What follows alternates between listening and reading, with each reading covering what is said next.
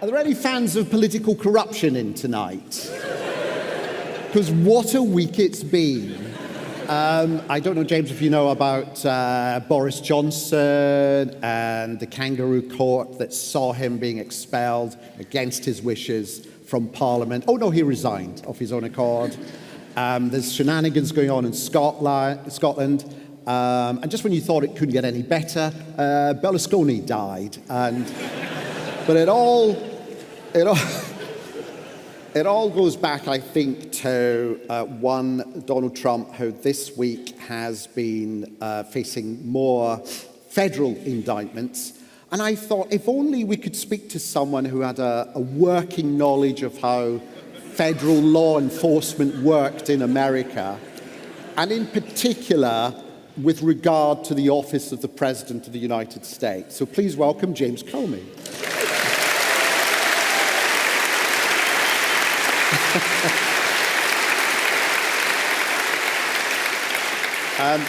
James has just written a fantastic thriller, actually, a real page-turner, called Central Park West, which, as you'd expect, the details of how the FBI and the law authorities operate, it feels very authentic and rich and detailed.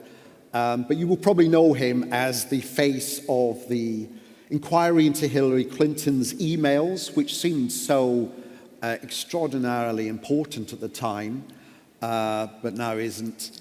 And then the person who Donald Trump asked to go easy on, was it Michael Flynn, his national security advisor, when the FBI was investigating potential links between the Trump campaign and Russia.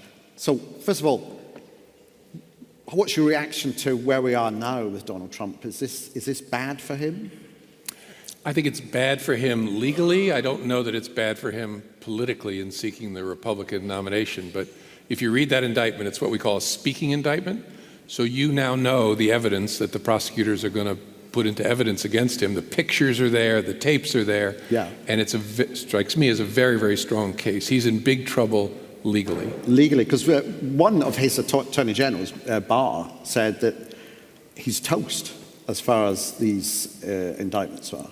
Yeah, I hate to agree with Bill Barr, but on this I will. That I think anybody who cares to understand it, after reading it, will understand he's in big trouble. And because though you said, you mentioned the difference between legal trouble and political trouble, because he's saying that even if indicted, even if charged, even if convicted, he's still going to run as president. Is that possible under the American Constitution? It is. Being convicted of a felony might actually prevent him from voting for himself, but it doesn't. It does not prevent him from being a candidate for office. Yeah. Now, and I should it's one less thing for him to think about, isn't it? Right. A lot on his plate. Yes. Yeah. But we're in such. If you wrote this in a screenplay, it would get rejected. That the Republican Party might nominate such a person, but I think they might. Oh, I'm so glad I'm not writing Veep at the moment, because so much of what's happening now is... But there he is, gaining momentum and traction and, turning it into the Donald Trump show by saying there's no evidence, they've got nothing on me, while pictures of classified documents in boxes in his bathroom have been released. And we're at that stage, because I mentioned the Hillary Clinton email thing, we'll get onto that. That seemed so important, and people were getting very, very worked up about it at the time, that she might have used emails or sent emails on a personal server rather than... This is the nuclear codes sitting in his shower. And yet, why hasn't the world caved in? What's happened in those 4 or 5 years to turn that climate into one where the reality is not something that people take seriously? Because as to his supporters, which are a distinct minority of Americans, it's not about facts. They've been drawn into a cult, really, and so there's no way out for them. And every bad fact is painful for them if they stare at it, and so they turn away. January 6th, the TV whispers to them, "You fool, look what you did, you fool." Very few people can stare at that. Most turn away. I've had cases where fraud victims showed up to support the fraudster at sentencing because it's so hard to admit about yourself that I was a fool. And so there are millions of Americans for whom it doesn't matter. What you just said is absolutely true about the difference between this and the Clinton case. It doesn't matter because it's not about the facts for those folks.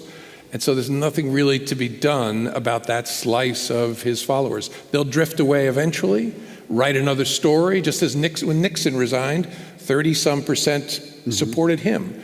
But they found a way to drift away from him, and that's what it'll take with that hardcore group. But will he drift away in time for the next election, or is there still a real danger? I think there's a real prospect that he will be the Republican nominee for president. I think it is very unlikely that the American people, even in our slightly odd electoral vote system, would elect Donald Trump, but it's a non-zero chance, which is why it's so important the American people focus on what's going to be on the ballot next year. And in a way, they're not going to be able to avoid focusing because he'll be front and center in our lives again. Talking about front and center, I mean, you've met the guy up close, most notoriously at a dinner or a lunch where he sat you down and asked you as head of the FBI to go easy, to lay off, you mentioned it's like the language of a mobster, really, that sense of go easy on my guys, keep them, that's bad stereotype Italian mafia, New York, I'm going to make a complaint against myself for that, sorry, but what, I mean, talk us through that moment then, when you're up close with something like that. Well, that was actually the so-called loyalty dinner. We were sitting as close as you and I are, alone. They had pushed all the furniture off to the side of this cavernous green room on the ground floor, the first floor, of the residence at the White House. Why? I don't know why, but just a gigantic rug with a tiny table, and we faced each other. And he directly asked me to promise loyalty to him. And I was so surprised by it, all I could think to do was stare at the man. And so 1 beat, 2 beats, 3 beats of silence, and then he looked down and started eating again and came back to it. But the purpose of that dinner was for me to promise him that I was his FBI director. And so I didn't focus much on the food, because the rest of the time I was trying to make sure that I didn't say anything that would reinforce that idea. Do you think, there were no notes taken, would there be notes taken at that lunch, or would you take notes afterwards? The moment I got in my armored car, I started writing down everything that had been said. Okay. Because I knew how significant that was. And I knew that it was really the end between the two of us, because I wouldn't give him what he wanted. And it wasn't just the stare, but to tell Donald Trump anything, you almost always have to interrupt him.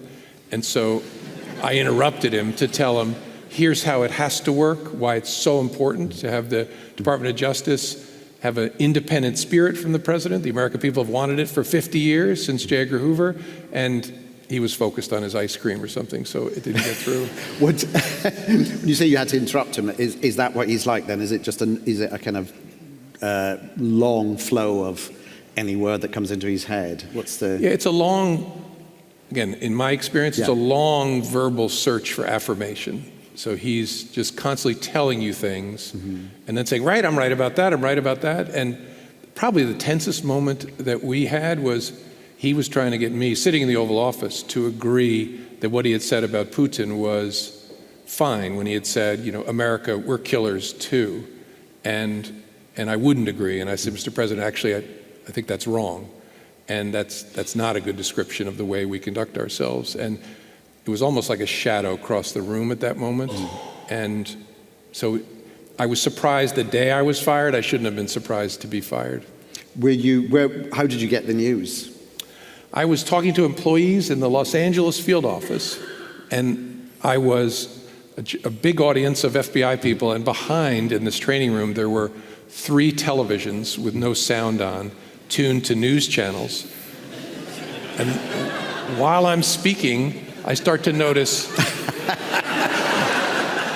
that, and the first one that picked, I have to relive this right now, unfortunately. But We've got the TV monitors here. It said on the TVs, it said, Comey resigns. Yes. And so you all don't know this, but there's a lot of very funny people in the FBI. And so I thought it was a practical joke. Okay. And so I turned to the head of the LA office, a woman that I had promoted who I thought the world of, and I said, that took a lot of work. And then I kept talking, and then because I wasn't going to let them get the better of me, so I wanted to be a good sport. So I kept talking, and then I noticed it now said, Comey fired across all of them, and I thought, no, they're not going to go there. And so now all the employees are turning around looking at the screens, and I said, look, I don't know whether that's true or not. I'm going to go find out, but it doesn't change what I want to say to you. And so I said some things about the quality of their work, and then I walked out. You could have maintained the lie. You could have taken a cue from your own president and just like, that didn't happen. Yeah. It was all lies, fake news, mainstream media. Didn't happen. I'm still here. I wish you'd been there. No, I'm not going to leave. And did you get a leaving present, or did you? I did not. I was allowed to fly home on the FBI aircraft, which infuriated Trump. He called my deputy, who immediately became the acting director, and said he wanted an investigation as to how I was allowed to come home on an FBI plane. And the deputy said, like, I could investigate it, but I could tell you the answer right now. I authorized it. We're responsible for his protection. Yeah. We can't leave him in LA. But the Trump was furious about that. Yeah, see, that is an episode of Succession, I think. I think one of the Roys takes a plane, and another Roy says he's not allowed to do that. But actually, the resign behind you, I think we did do that in the thick of it. We didn't do it in Veep, but we did do Malcolm Tucker says he's not resigning, but the news comes on right behind him. It's funny now. It's funny. Yeah. Yeah, but you said, but actually when you had the lunch, you kind of thought that is it, though, didn't you? The tide has turned and... Yeah, when I wouldn't, the purpose of that was to extract a promise from me that I would be no threat to him or any of his people. And then when I wouldn't agree to dump the case against Michael Flynn, that was the second stone in the load. And then the third, I think, was when I interrupted him to tell him he was wrong about Putin and America. And then the fourth was he wanted me to say publicly he wasn't under investigation, and I wouldn't do it. And so, and here's the way I misinterpreted it. I thought he hates me. Good, because that means there'll be a distance between us. He won't be inviting me over for dinner anymore. But it tipped over into sort of an irrational, I need to get rid of this guy. But is there something, you must have had dealings with him prior to that, obviously, whether as president or even in New York as a New York figure, you must have come up against him before. No, I met him before he was president, literally. President Obama sent me, the director of the CIA, and the director of the NSA up to New York to Trump Tower the first week of January, so 3 weeks before he took office. So this is during the transition. Right, to tell him what we had discovered about the Russian interference in the election. So it wasn't a great beginning to our relationship. But yeah, I'd never met the man before. Yeah. Obviously, I knew who he was because his name was plastered all over the place. Yes, he can never forget who he is, can he, really?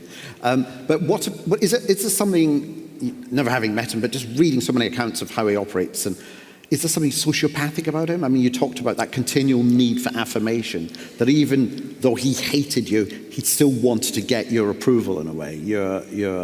It's that, we have the late, dearly departed Boris Johnson.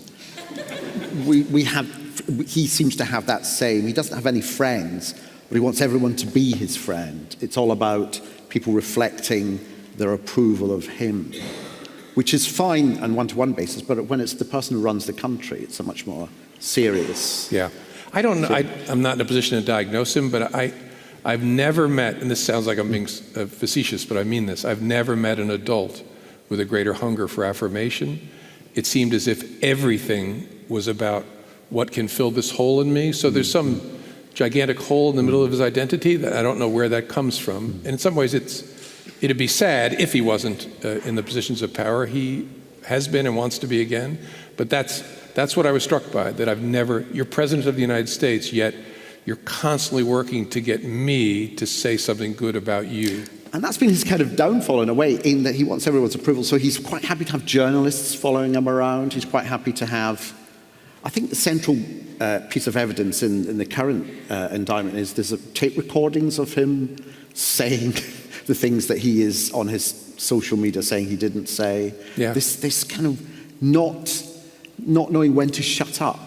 He's not a very good mastermind, is he?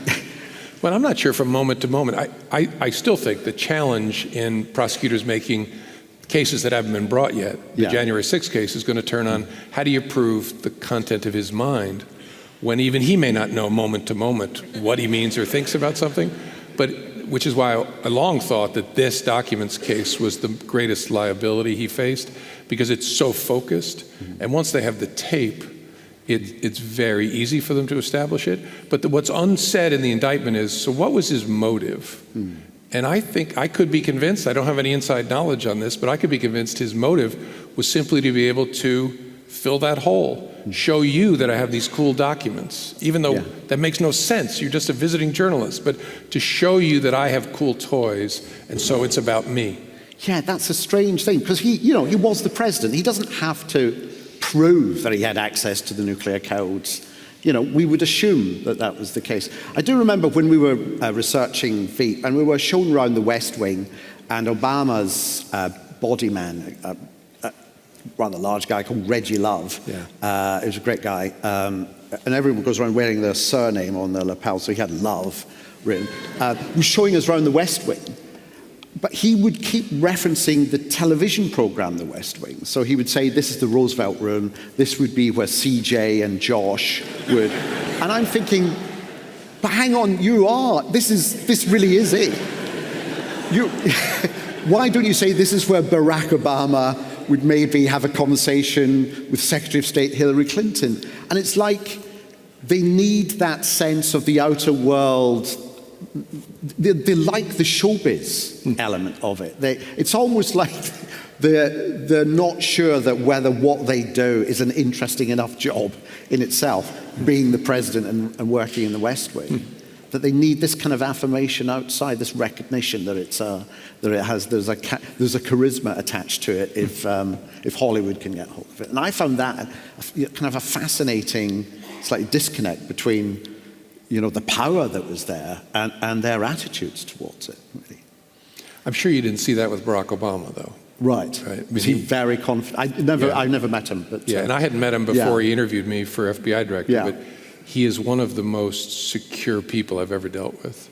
And he might say this, if he has a weakness, it's maybe overconfidence, but he's not seeking affirmation. There's not a hole he's trying to fill in himself, which is what made the two of them so striking. Yes, and although it's easy to make Trump a figure of fun, it is also deathly serious, isn't it? Since you were voluntarily removed from the office of head of the FBI, you've really written a lot, really, about the dangers, the potential dangers, and the threat to American democracy that have arisen as a result of what Trump has done and what his followers have done. Yeah, I thought I had to. Yeah. And I don't understand others similarly situated who decided not to speak out, and I can't judge them. I just thought, I can't look at my children or grandchildren if I don't say what I see and what I worry what do you think what damage do you think has happened already, and what more could happen if there was a second term Trump? I think he has eroded a norm in America, which is that there is a touchstone. The truth is real. There is a touchstone that is the truth, and we measure our leaders by their tether to that touchstone. When Barack Obama said something about health insurance that was inaccurate, he was held accountable. He had to explain. The danger I saw in Trump and still see is that the lies are so extensive that they could wash away the touchstone, and we would stop judging without even realizing it, but drop the norm that it matters whether our leaders tell the truth or not. And so he did that by beating down the press, by constantly reinforcing the preconceptions of the members of his political cult. And it's a long walk back from a place where we've lost that at the center of American life. Then on top of that, closer to my work, is he's intentionally taken a flamethrower to the Department of Justice and the FBI for reasons that I understand. If you think about his worldview, he knew if a threat was going to come to him, that's where it would come. And so he would prep that battlefield by burning it down long in advance. And now he's pulling on those reserves among his supporters. I told you they were corrupt. I told you they were evil. And that's a dangerous place to be, because you can criticize and should criticize government institutions, but we need to see those justice institutions as separate from the political. And he's made sure, I mean, even to say this, if you put this in a script to be rejected, the notion that the FBI is a bunch of leftists bent on destroying Republicans in the United States is so crazy that just to say it out loud seems silly, but there are millions of Americans who believe that because it's been repeated over and over and over again. So I mean, I could go on with the depressing list, but that's probably enough right now. What's your biggest worry if there was a second Trump presidency? What more damage could he do? I'm loath to be too prescriptive because I can see ways that he could do more damage. Also, you don't want to give him ideas, correct, I suppose. Correct. Correct. I think the danger, maybe I'll just say it in this way. I think he understands better how things work, and his supporting cast would be even deeper towards the bottom of the barrel than the last time. And so he would be the retribution president with a better understanding of the levers of power, surrounded by a group of people who are looking to burn it all down. And our system would survive that, but he could do things that would be much more lasting damage than he did the last time. The worrying thing that I'm reading is that his campaign team are actually much more focused and much more effective and efficient than the rather kind of ragbag team that he had in 2016, because I think they signed up thinking it would be a jolly adventure. Yeah. And we're not going to win, but it'll be a laugh. Whereas this lot now that he has, he's cleared out, either he's cleared out or his family have cleared themselves out, but there's no sign of Ivanka and Jared, and although it's very, very hard-nosed, thorough, highly professional campaigners, and that's the worrying thing. You mentioned a cult. The Republican, and you were previously registered as a Republican voter. You've been a Republican voter, yeah? Correct. So how do you feel about the Republican Party? Because, they're not doing much to stop this. We've had Republicans. There was a Republican representative who talked about how the FBI should be defunded and dismantled. Defunding the police was the criticism, was the mantra that the right used against the left 4 or 5 years ago as something that the extremist left were talking about. But here's a Republican talking about dismantling, defunding. Yeah, I don't think the Republican Party exists anymore in the United States. And some sign of that is the last time there was a Republican presidential campaign, they didn't have a platform. Right? They don't stand for anything. That's why I wasn't being, again, trying to be wise in calling it a cult. It is a cult of personality. And it's just about hating and grievance, and it's centered on this person. And so it's hard to even recognize it. Now, there are still Republican office holders, and most of them want to keep their office enough that they will say or do anything to placate the base, because the base could deprive them of their office by voting against them in a primary election. And so there's a cynical, deeply cynical crust at the top, and then a whole lot of people who've been harvested by a demagogue. This was the great fear of the founders in America, and we're seeing a once, not just in a lifetime, once in many lifetimes demagogue.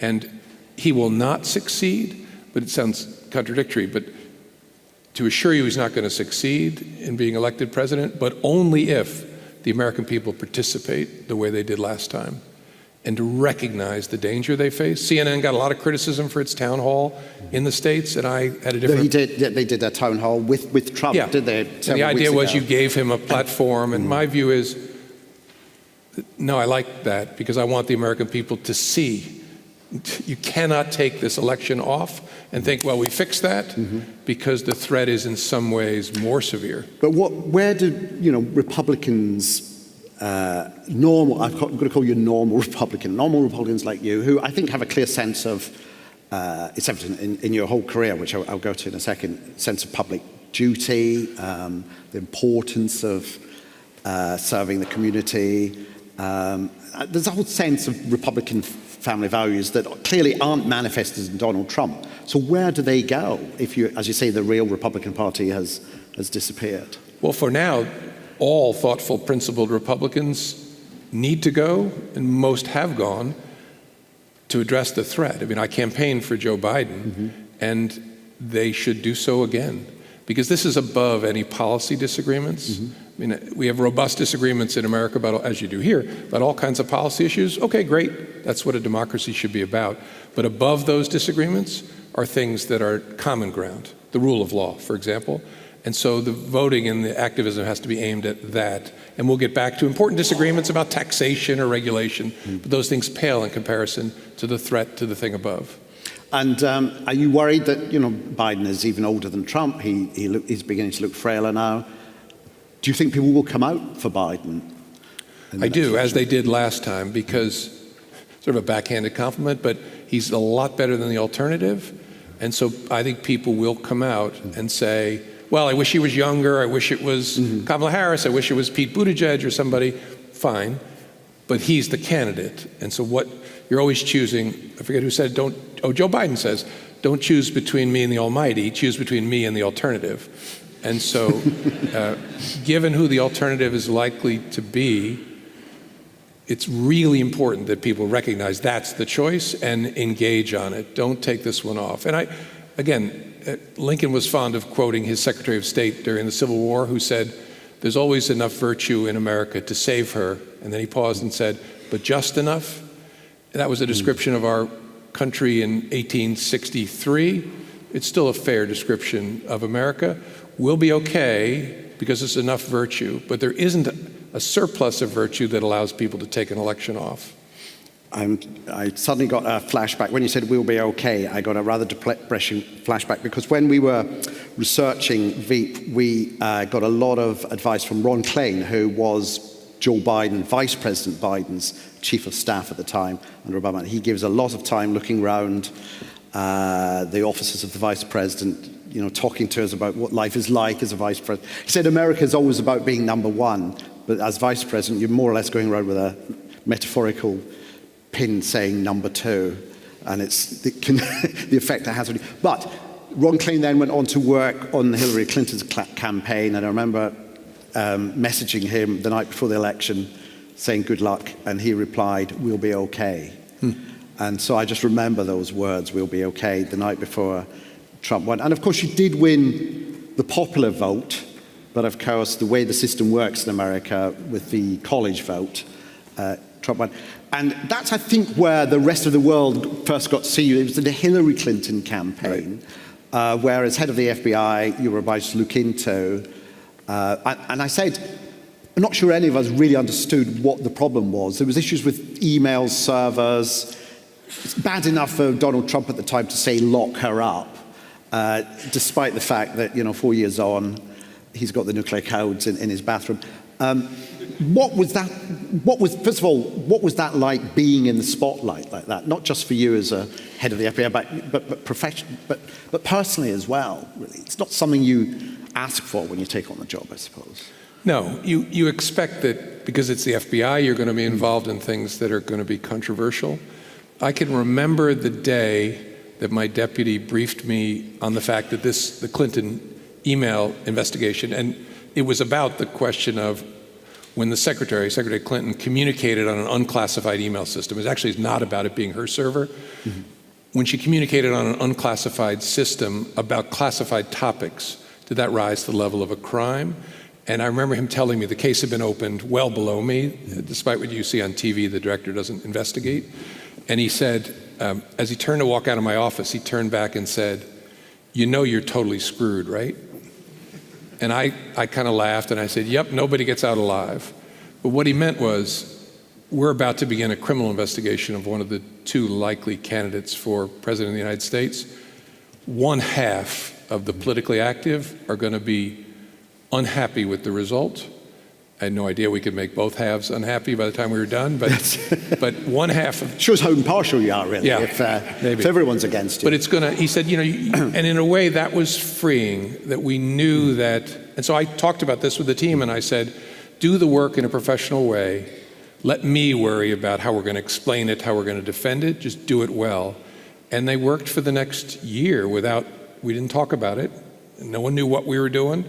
But I knew that when we got to the end and I saw no prosecutable case there for reasons that any person who wishes to see could understand, and its distinction to the Trump situation, I knew that that was going to be in the middle of a political storm, which is why I spent so much time offering transparency to explain to the American people, consistent with our policies, here's what we did, here's what we found, here's why this is not a prosecutable case, and then spent the rest of the summer getting attacked on Capitol Hill by Republicans as I defended the work and said, no, we're done. We are done.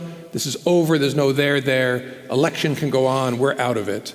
And then that turned out not to be true. And then 11 days before the election, turned out not to be true. You wrote, there was a letter issued by you saying that you had to reopen the investigation.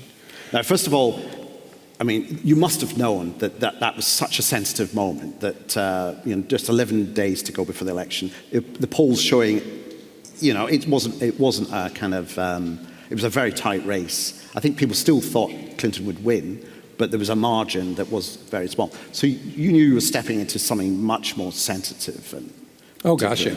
I knew the moment, I remember, I could picture myself the moment walking into the room on October 27th and my team telling me that we have now found hundreds of thousands of Secretary Clinton's emails. And I hope you all don't know these details, but on this guy Anthony Weiner's laptop. And we know about Anthony Weiner. Yeah, sorry. Sorry. And that we also see on there, although we've not been allowed to look at them yet, the emails from her missing BlackBerry. And so they said, look, the Department of Justice is reopened. They want to get a search warrant. We don't think we can review them. We know we can't review them before the election, and we think the result might change. And you told Congress under oath repeatedly, this is done, and you can trust us at the FBI, so now what do I do? And I could see two options, and they were both doors to hell. I mean, I could say nothing, which would be an act of concealment, given that I had testified that we're done, and let the American people vote, not knowing that I know that what they're relying on is a lie. Or I could speak, which is also a door to hell, and maybe have an impact on the election because people would misunderstand what we were saying. And so reasonable people can disagree about those, but I hope people who stare at it can see just what a nightmare it was. So to come back to your question, you asked, how did it feel? It was numbing, but also in a way freeing, because I thought both of these options are so bad, that I simply have to choose the one that's least bad and most consistent with the values of the institution. And so I will try to do that. And then I tried to dump it on my boss, too, because I thought, this is going to be so bad for me personally. So a little moment of cowardice that I'm confessing. And so I asked my chief of staff to call the Attorney General's chief of staff and say, here's what he thinks, but he would welcome a conversation with her. And the answer came back, she disagrees, but she does not wish to speak to him. And I knew what that was. I mean, I've been around. I knew that was, you will take this hit. And that was part of what made it my wife so upset, because she was asking me, why you? Why does it have to be you? And there was no alternative. Even in hindsight, as painful as it is, despite the fact that some people believe, although I'm not sure that's the case, some people believe it helped Donald Trump get elected, I still think about the decision the same way. I think knowing what I knew then, I can't conceal, I have to speak.